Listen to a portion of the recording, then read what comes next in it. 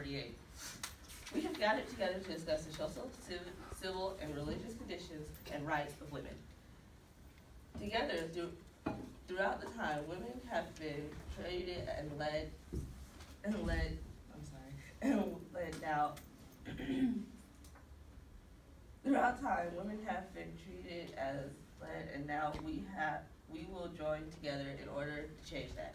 Today, many different people, both men and women, are coming from different backgrounds, have gathered to express the issues regarding the treatment of women. We will provide insight to the injustice women face and a solution to resolve these injustices. Women's rights play an important role in education, seeing as a majority of teachers are women.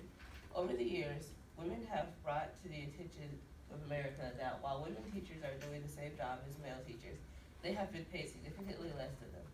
It is this and other injustices that women are having to face as a result of their roles in education. I will come to the stand first, Susan B. Anthony. Hello, my name is Susan B. Anthony. I was born into a Quaker family that instilled in me the idea of speaking boldly about what I believed in. I became a teacher at a village school in upstate New York, and after 8 years, I would move away to pursue an exciting new job as the head of girls' education at the Canajo Hare Academy in Palatine Bridge. Later, I founded a women's temperance organization and although I loved my job as a teacher, I was unsatisfied with my salary. And in a letter to my mother, I told her how many of the parents had celebrated how diligent I was as a teacher and how I'd recruited many new students for the school. And despite this, the school would not give me a raise based solely on the fact that I was a woman and not a man. After this, I began to feel that teaching was no longer my calling. And due to the fact that I could go no further in my career, I resigned from my job as a teacher. Through my family's involvement in New York temperance and anti-slavery movements, I became aware of the growing women's rights movement. I've experienced firsthand many of the struggles women face, and that is why I joined this movement, and also why I call you all to realize these issues and help us bring about change in America. Now I'm bringing Elizabeth Sandler. I'm Elizabeth Stanton. I was a leading figure in the early women's rights movement. I fought for women's parental and custody rights, property rights, employment and income rights, divorce, and birth control. I joined together with Susan B. Anthony to fight for the passage of the 14th and 15th Amendments. While planning the Seneca Falls Convention, I recruited female advocates and male abolitionists.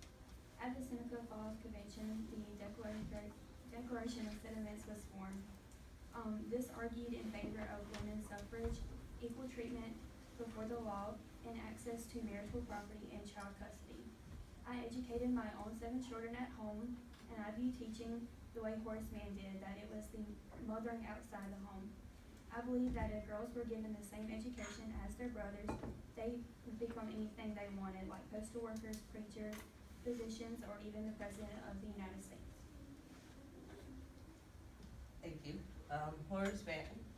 Okay, Ms. Stanton, can you hold this? I'm going to move to the podium. Okay. Good morning, and thank you for coming to this very historical event. We've needed something in this nation for a very long time, and I'm really glad that we're finally getting around to it. My name is Horace Mann. I'm from Massachusetts. I served on the Massachusetts Board of Education for a very long time, and while I was on the Board of Education, I actually traveled around Massachusetts and helped fix the school districts and schools by hand. I visited every single school in the state while I was on the Board of Education. After that, I moved into the House of Representatives, and I served Massachusetts in the spot I took from John Adams himself. I wasn't actually directly involved in the role of feminism and women's suffrage in the United States, but my philosophies and teaching actually helped quite a bit. You see, I visited Germany while I was on the Board of Education, and I studied the Prussian school system. You see, the Prussian school system actually has mainly women in charge. Not really in charge, because men are much more suited to be in charge, but women definitely deserve a place in the classroom, because they're way more nurturing and actually drive a passion for the knowledge that that children need to earn. You see, education is solely and highly the most disciplining factor of children in the United States, and I think our children deserve and need this in their lives.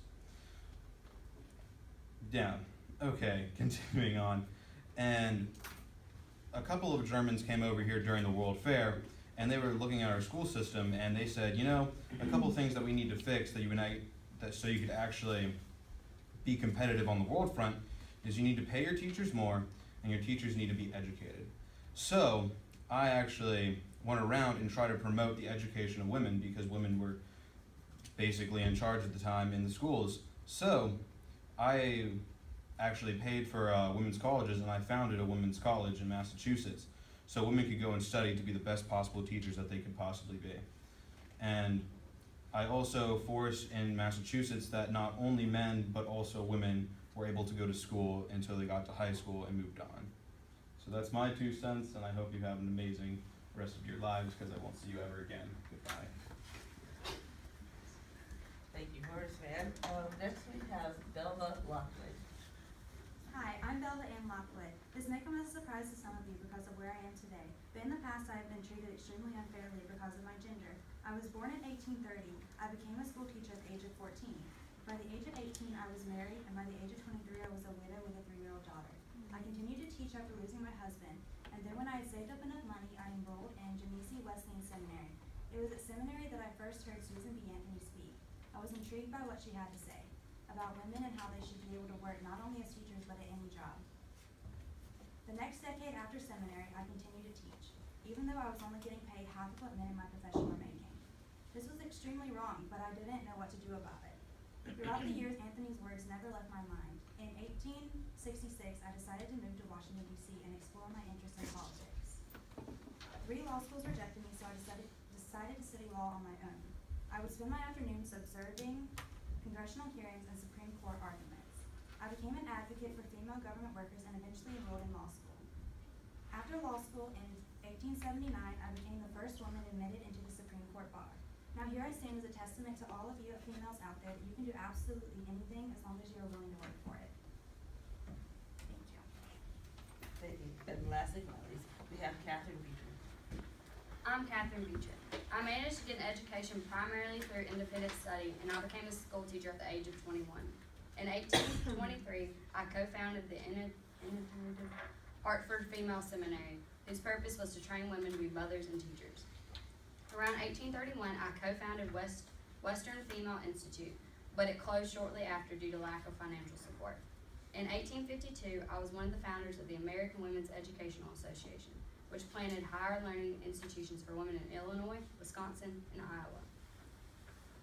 I believe that women have a higher calling to shape children and society. I opposed women's suffrage, arguing that home and school are such important social forces that women should limit their lives to just these jobs. Thank you. That concludes our speaking for the 1848 Seneca Falls Conference. Thank you guys so much for coming.